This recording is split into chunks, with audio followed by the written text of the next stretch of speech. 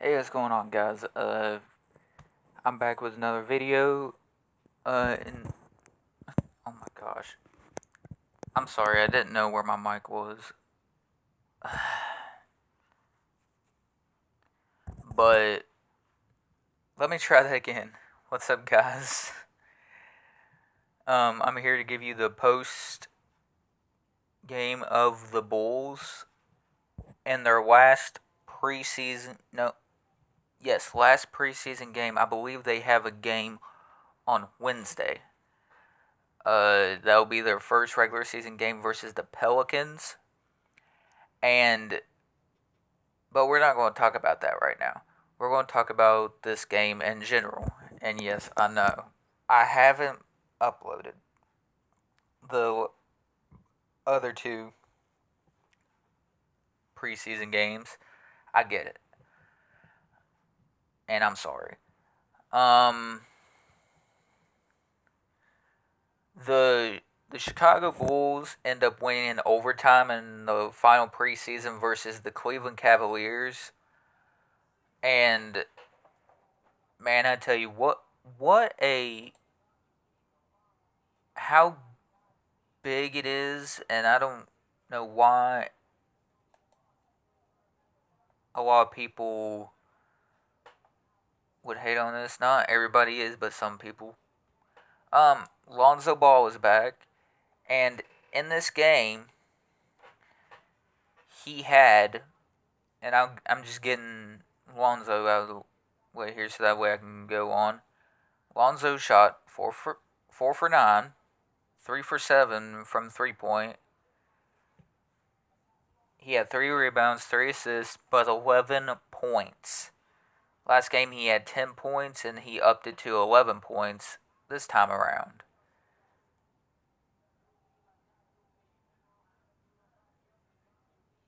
Yeah, it again. This goes to show what Lonzo's presence means to the Chicago Bulls. Is that he brings the best out of everybody. He brings the best out of everybody. He does that in a way that just absolutely everybody wants to play. And I'll tell you what, if this gets all put together and they stay healthy, the Chicago Bulls have a really deep roster this year. Yeah, there will be ups and downs this year. That's what you expect. But either way, win or lose, we have a down year. Fuck it. We are able to afford it. That's what you look at. If we win, great. We can compete. If they compete with these top level teams as a young team, that spells a lot for the future. And I'm sorry about the sun shining in my window, but can't do anything about that. I really don't have any curtains. But what I want to say is just, this is the presence that Lonzo Ball brings to this team. He brings a high quality play. He's to me, he's one of the best defensive point guards that you can have. And another thing to it is that look at how happy Zach LaVine is. Look how happy he is with Lonzo back out on the court. Not only that, but for those who thought that DeMar leaving was a bad idea, he wasn't, slowing down this Bulls team. They're playing fast paced and they're playing with a different style of play. Now, this rebuild ain't fully complete. Again, you gotta see what happens in the season first, but I do believe that eventually they would trade Vooch. And again, they may not, but the reason I say that is because Vooch is an aging guy. He's not a part of the future of this team. In a way, so is Zach. But I think even if Zach LaVine wasn't on this team, I believe you got, like, Lonzo can play with anybody. Let's put it that way. He can play with anybody. Would it be different for him as of how Zach plays? Yeah, but I think he adapts pretty fast to other players. I mean, who knows? We don't know what's going to happen. Again, we still anticipate that Zach LaVine will eventually be traded. Don't know when. I'm not going to say that he will, but even in the interviews, he does. It looks like he's trying to put on a fake act. But that's until then. Again, Zach LaVine had 18 points. Yeah, he had 18 points, 6 rebounds, 3 assists. He shot 2 for 4 from free throw range. He has to work on his free throws. But 7 for 14, which isn't the best. You want him to see him improve on that. But it's Zach. The way he works, he'll improve on it. If Zach stays healthy, I can see him in the dunk contest this year, and I really would love to see that. To see Zach LaVine in a dunk contest again, like, let him do his own trick dunks, that would be cool to see, and I would love to see him get another dunk contest win.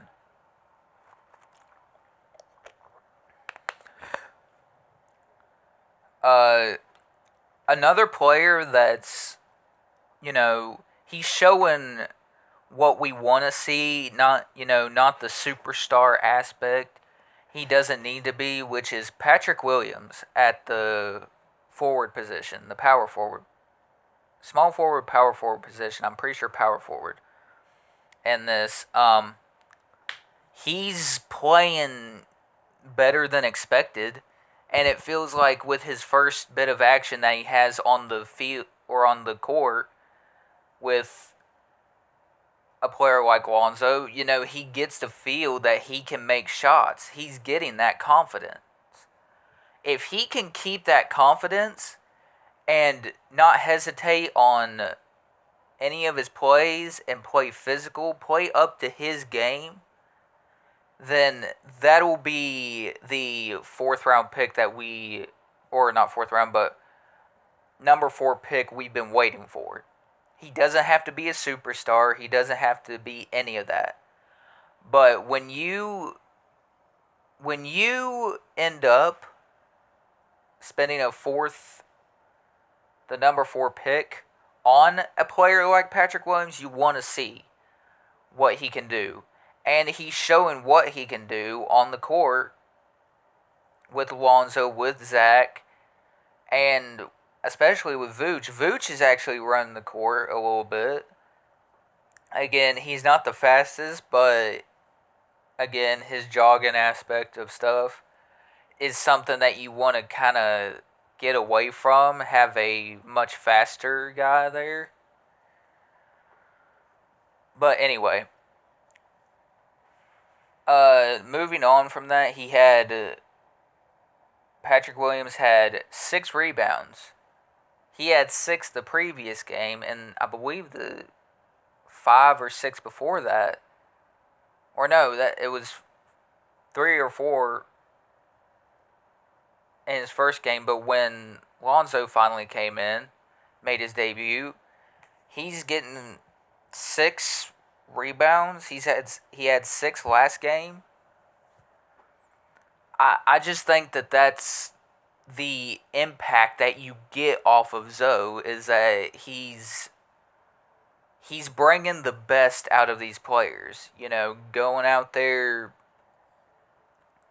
playing as a team, and like I said, if this team can put it all together, they can make a playoff run. Now, I'm not getting that far ahead, but I'm saying if they put it together and it gels better than expected, then this team can make a decent playoff push.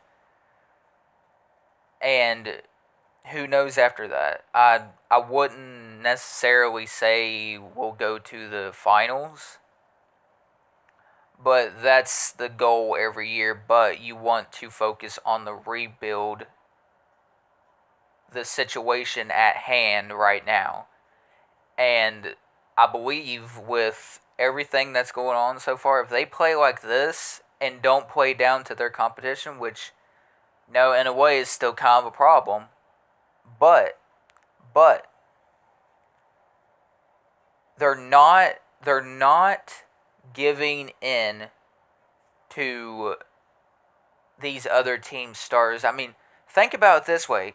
The Cavaliers had their starters Donovan Mitchell, Evan Mobley, Jared Allen, I believe Wade. What's his name? Hang on. Okay, Dean Wade, Jared Allen, of course, which I already said, and I already said Mitchell. You had Darius Garland playing. These Darius Garland, Donovan Mitchell, and Jared Allen had 25. Jared Allen had 25 points, Mitchell 22, and Garland 23, and that still wasn't enough to beat the Bulls. But then you had Evan Mobley, who had 10 rebounds, 15 points, 8 assists, and Dean Wade, who had 14 points, 3 assists, and 5 rebounds. And then goes on, which I've already pointed out, Allen, Mitchell, and Garland. But yeah, the Bulls played strong, and that's what you want to see. They're not playing a 90s game anymore. They're playing a present day scheme on offense and defense, and it works. See, that's the biggest issue, was especially when DeRozan was here, is that you kind of had to, keep that 90s offense because he played more the mid range than anything. Not saying that we don't still play the mid range, we do, but you're playing it in a, like I said, in a current day's scheme. They said they would switch it up, and they kept their word. Billy Donovan and the front office kept their word on that, and look at how it works. It's amazing what can happen when you go with today's play styles and offense and defense. That's been their problem. But they've also had their struggles with players. And if they continue to play like this, where they don't have to put up monster numbers as a team, but playing strong, that completely outweighs their points and stuff. I mean, again, like I said, Levine 18 points, freaking shit, dude. Patrick Williams 10 points. Nikola Vucevic 18 points as well. He had 12 rebounds and 6 assists. Kobe White 14 points. Ao Dosunmu 19 points. Jalen Smith, one of our new guys, had 14 points, and Lonzo 11 points. See, you don't have to have a big, ginormous performance, because this is what you can do. Now, eventually down the road, you will have to score way more than what you do, but still, the scheme of everything with this team is looking way better, and that's what I look forward to. The defensive side of things has looked good, and you're going to have teams that score. That's the NBA. You're not going to stop anybody from scoring. But when you play that aggressive defense as a team, as a whole, my God, like the Bulls could be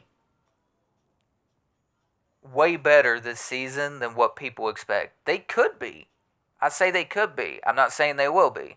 Those are two totally different sayings there. They could be. So, will they? Remains to be seen. In my mind, if they can start out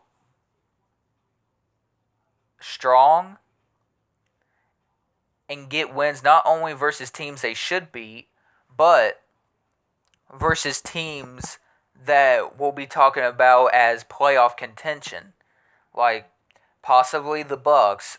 I don't know. I'd say possibly the Bucks because ever since their freaking finals win, what, 2020, 2021, they haven't been back to, they haven't been that same team. And to me, you've got to win this season because you got Giannis Antetokounmpo saying that he might end up being traded if the Bucks do not make playoffs this year. Hey, it'd be funny. In my mind, it'd be so fucking hilarious if what he said, yeah, I would eventually like to join the Bulls. What fucking hilarious shit that would happen if the Bucks weren't good this season and Giannis got traded to the Bulls.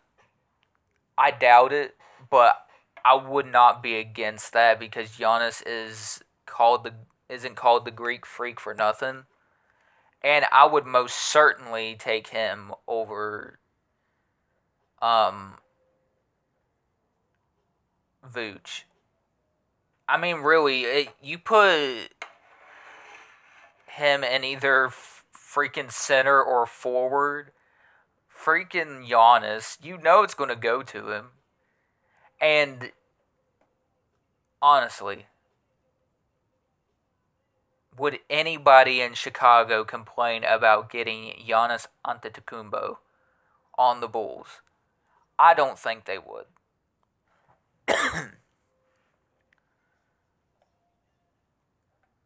My expectations for that type of trade is extremely to the lowest point. But hopefully at the trade deadline, I would love to just wake up one morning during the day of the deadline and said Chicago has traded for Giannis. I know I'm dreaming there, but I don't know. The fact that he said he wanted to play with this team one day, that could be a reality sooner than later. You know what I mean? You just never know. But I doubt it. I'm not, like I said, I'm not going to get my hopes up. That would be a dream, though. I mean, Zach LaVine, if they don't trade Zach LaVine, I mean, if you got Giannis, Lonzo, Zach, Giannis, and the rest of this young Bulls team, put it frankly, man, I would have to change my pants. To put it very appropriately, I would have to change my pants. But anyway, jokes aside on that.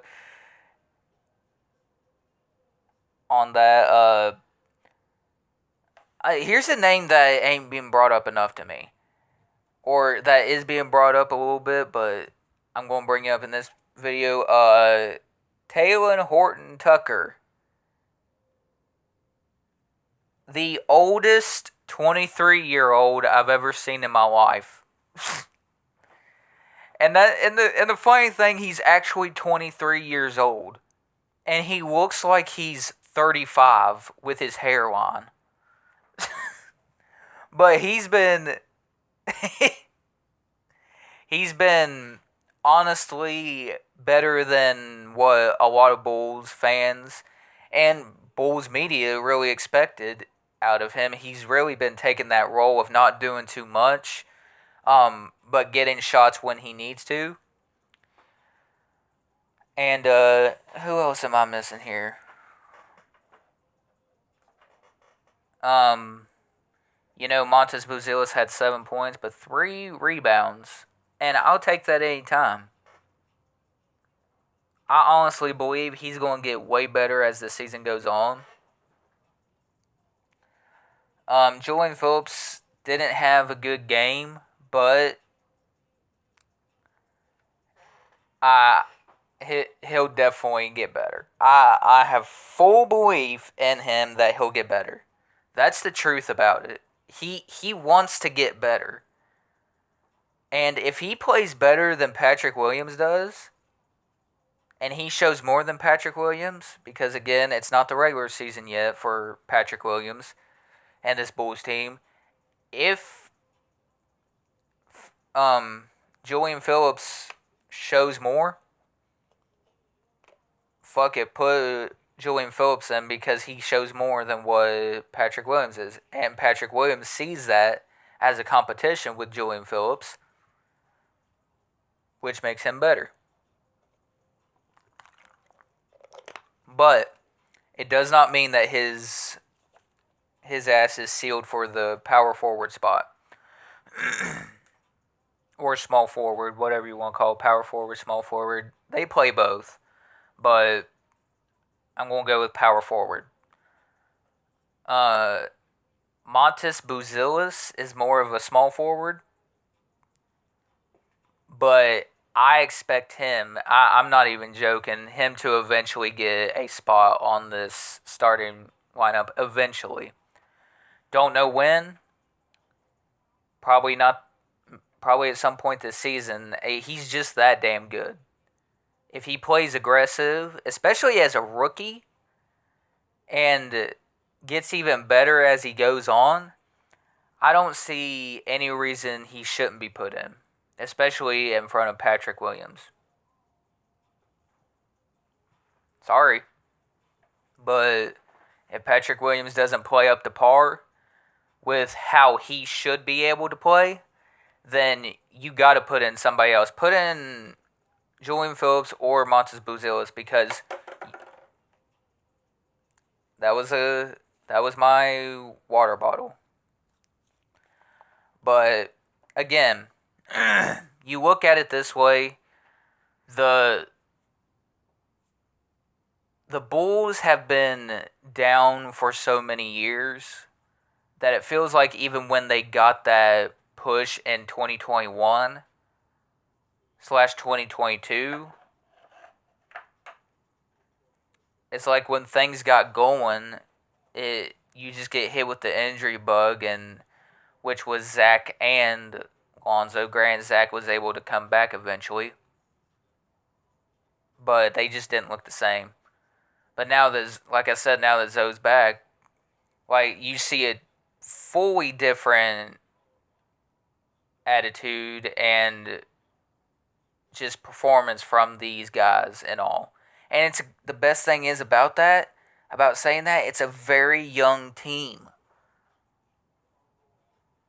You still have old guys on here, but still, that is going to be the key to winning this season. Is the effect, in my mind, is the effect that Lonzo has on this team. And I have no doubt that he's going to do better. But again, yeah, that pretty much sums it up. Oh, and also,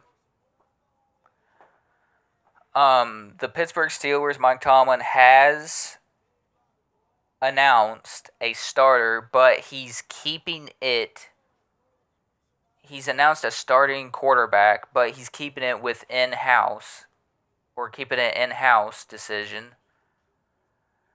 But let's be honest, we all know who it is. It's Russell Wilson. You're not putting Kyle Allen. Yeah, Mike, we believe that you're going to put in Kyle Allen.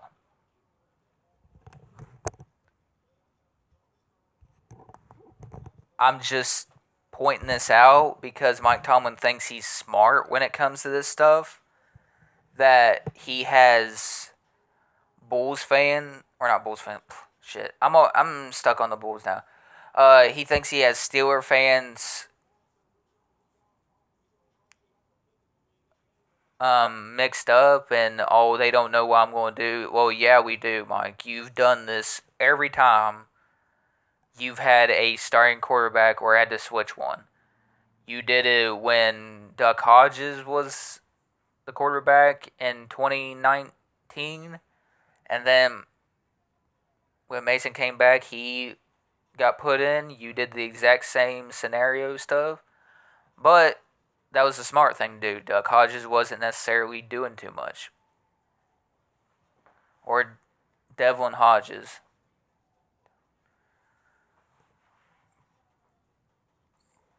But the key in this one is going to be pressuring Aaron Rodgers and getting to him, keeping that receiving core of New York's players, especially since they got Devontae Adams. You should know who their main target is going to be.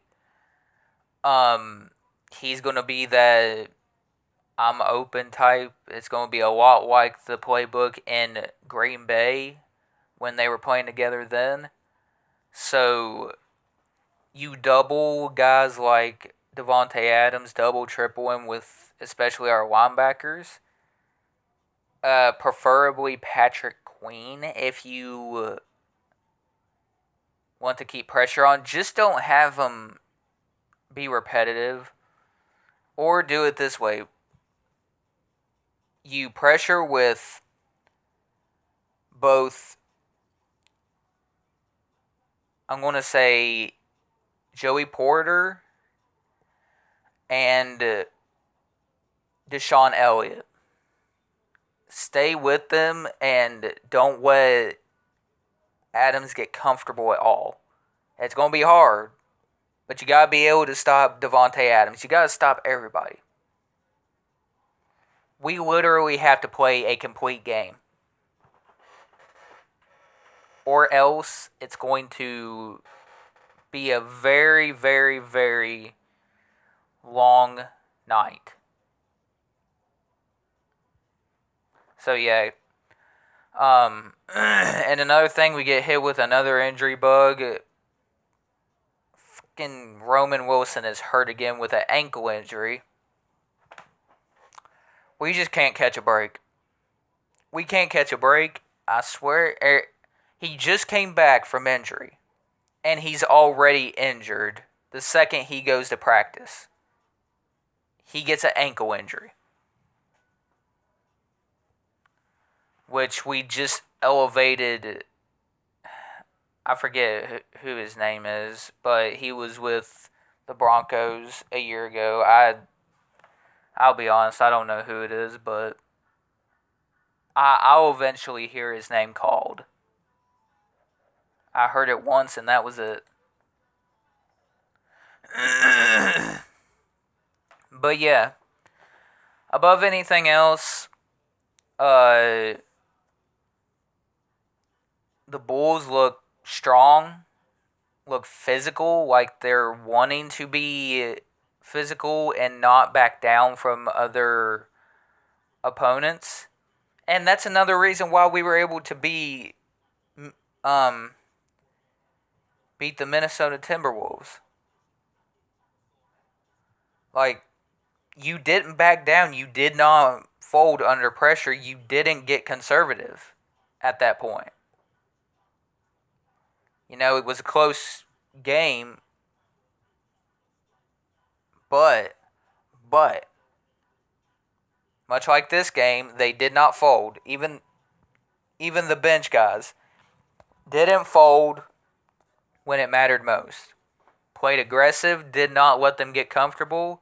Got right, I believe it was Dean Wade, that took the final shot. Got right in his face.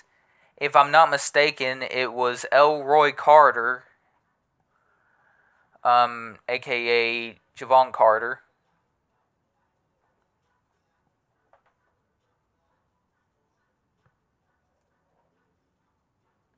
So yeah, very physical on defense, disrupting passes, just doing all that. Like that's what got Chicago this win. They did not fold. They got out in front on good timing, not forcing a lot of fouls. And you look at the outcome of this. This is what you wanted to see from this Chicago Bulls team, and hopefully during the season, because it's going to be I'm going to say very fun this season to see what this team can do. Again, I'm just in it for the ride at this point, just to see what this team looks like. Through the ups and downs, I'm going to watch them. I'm going to root for the Chicago Bulls. I've been through a few bad years with them, which even still looking back, especially when it comes to injuries, you look at the Derrick Rose situation, and yeah, that still thinking of that really makes me get emotional every time you really look at it. I really do get emotional thinking about that injury. That really sucked. Sorry. And I'm dealing with allergies. That's why I sound the way I do. But that does not stop me from getting on here and doing a video for you guys. So, until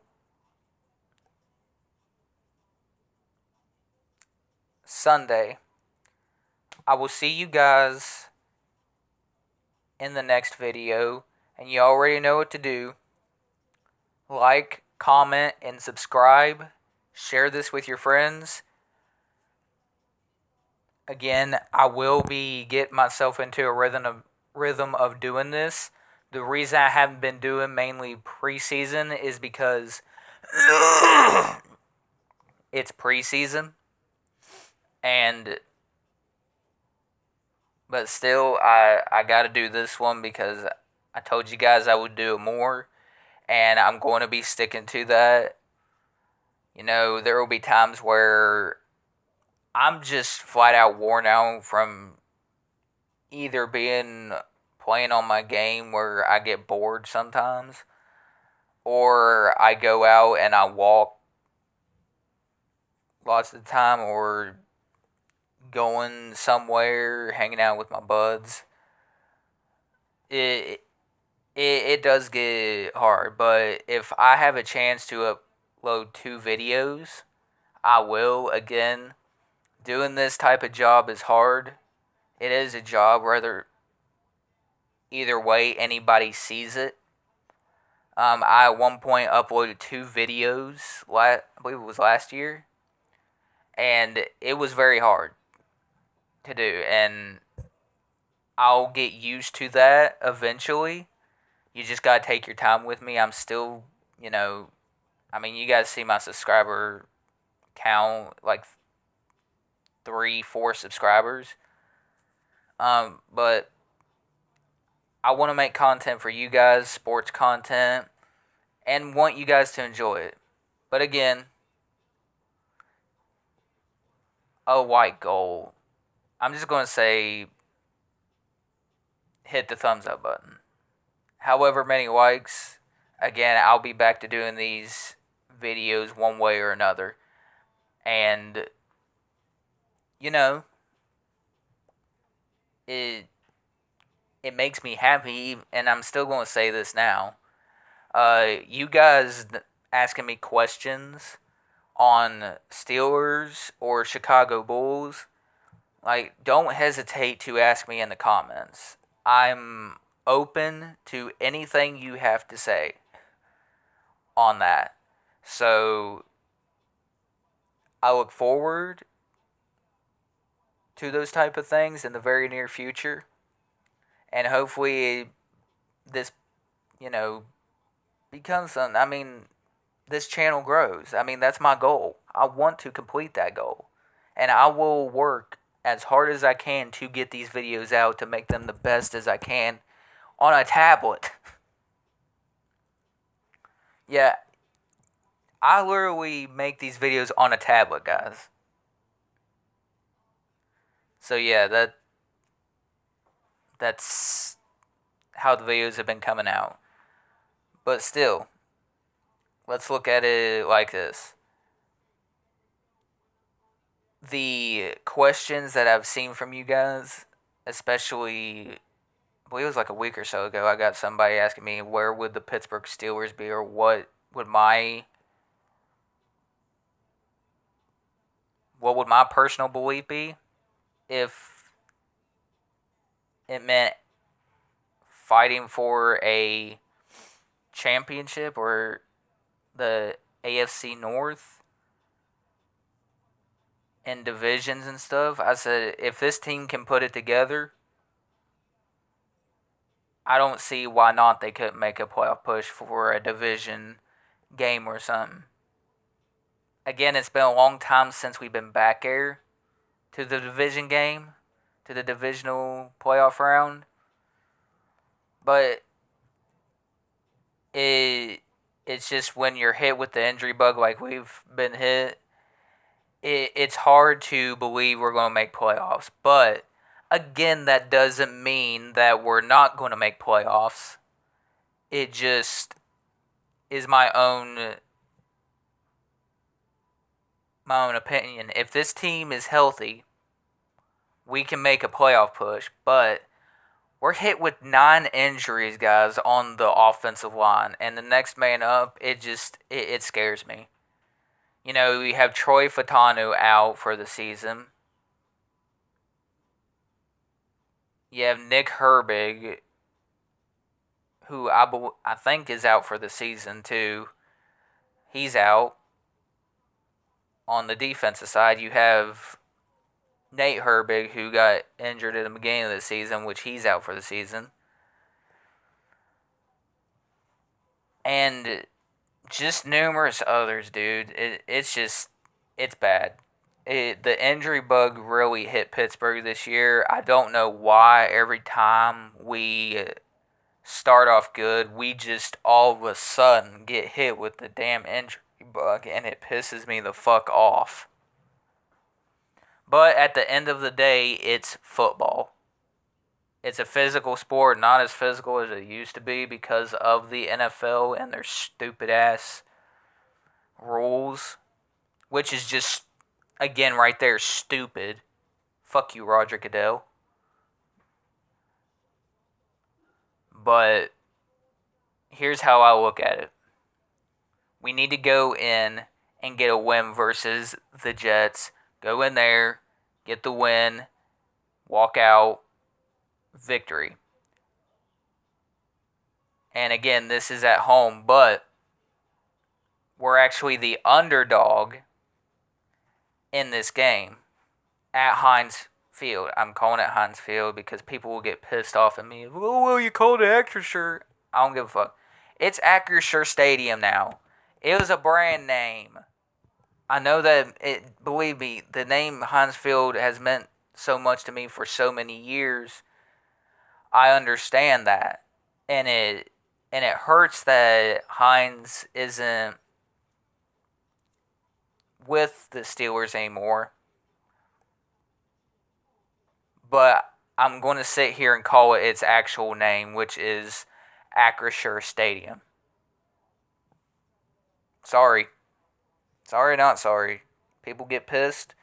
Well, get over it. It's just a brand name.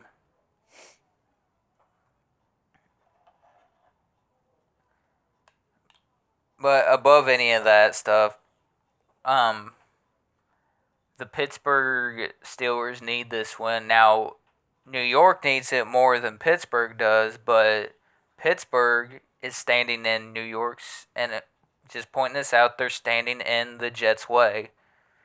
But at the end of the day, you know how it is with the New York Jets. They're always going to put the Jets Jets at a shame. I'm sorry, you all haven't won a Super Bowl since the 60s. That's when Joe Namath was playing. Dude, I'm sorry. That's the harsh truth. The truth hurts. Just because you got Devontae Adams does not mean you're going to win a fucking Super Bowl. Even Jets fans are saying that. Yeah, we got Devontae Adams. Okay. We got other issues there, but we need Devontae Adams.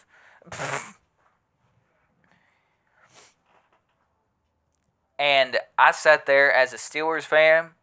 I wasn't getting too hyped about getting Devontae Adams because I already knew. You should already know. If you bring up the word Aaron Rodgers, I'm pretty sure Devontae Adams will get the biggest hard on that you'll ever see. That's the truth. Like, once he heard, I want to go to the Jets to play with Rodgers again, the man who made Adams' career, in a way, because you look at it, since he left or got traded to the Raiders, from Green Bay to the Raiders, Devontae's been good, but he hasn't been that level of player without without Rodgers. So take that how you want, but that's been his career. Rodgers, passing it to him. And he knows damn well when he gets on the Jets, or when he puts on that Jets uniform and plays this Sunday, that he's guaranteed to get a lot of the catches. Now, whether that sits well with the other players in New York, I think they'll spread it around. But again, as Steelers Nation, you shouldn't get too overconfident that we were going to get Adams. The thing with this is that people are saying that Omar Khan failed. He was in a bidding war, yes. But you all know damn well, as much as I do, that us getting Devontae Adams was a long shot. Yes, Omar Khan is a mastermind when it comes to negotiating. He will not fold under pressure, not even in anybody else's negotiating table. He's not going to fold. He's not going to give up a second rounder for Devontae Adams. If Omar Khan knows that he can get somebody, and I'm just saying this right now, you could possibly trade for a T. Higgins at the deadline. But still, you can still trade for a T. Higgins. You can still trade for a Courtland Sutton because they obviously don't want him in Denver. Yeah, I mean, how about a fourth or fifth round pick for Courtland Sutton? We'll take him. I would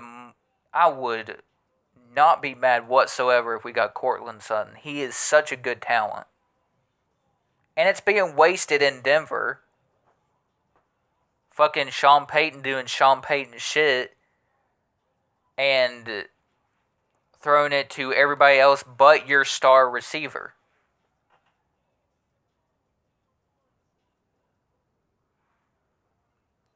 What do you want? Like, just flat out. I'll give a third or fourth, hell, even a fifth round pick for Courtland Sutton. But I would much rather have T. Higgins. Again, either one of those dudes would be great. I would even throw in a Cooper Kupp. If shit hits the fan in Los Angeles for the Rams like it's doing, he could possibly be on that target list. I mean, you never know. You don't know. That's the thing with Omar Khan. He's so unpredictable. You don't know if he's going to make a move or not. So, when people get pissed to not see a move happen, well, understand this, that you know damn well that guys like Mike Tomlin and Art Rooney have a say in whether he trades for somebody. You should know that more than, especially Steelers Nation, you should know that more than anybody. If they say trade for this guy, they're going to try to trade for him. But the biggest thing was we just beat Las Vegas. We just beat the Raiders. So you honestly believe that they were going to trade Devontae Adams to Pittsburgh right after we just smoked them?